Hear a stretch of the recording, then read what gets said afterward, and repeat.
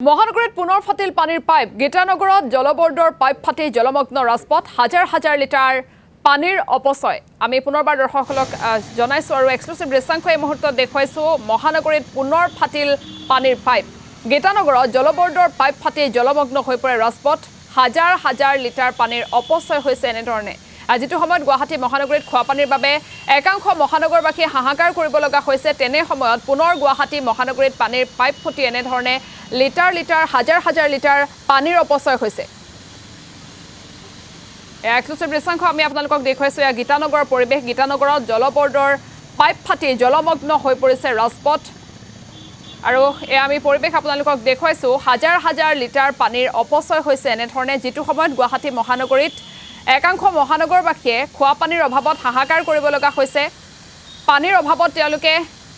বাৰে বাৰে চৰকাৰৰ বা প্ৰশাসনৰ ওচৰত দাবী উত্থাপন কৰিছে যে খোৱা পানীৰ সমস্যা সমাধান কৰিব লাগে কিন্তু তেনে সময়তে এনেধৰণে পানীৰ পাইপ ফুটি হাজাৰ হাজাৰ লিটাৰ পানীৰ অপচয় হৈছে এই ঘটনাই প্ৰতিক্ৰিয়াৰ সৃষ্টি কৰিছে মহানগৰবাসীৰ মাজত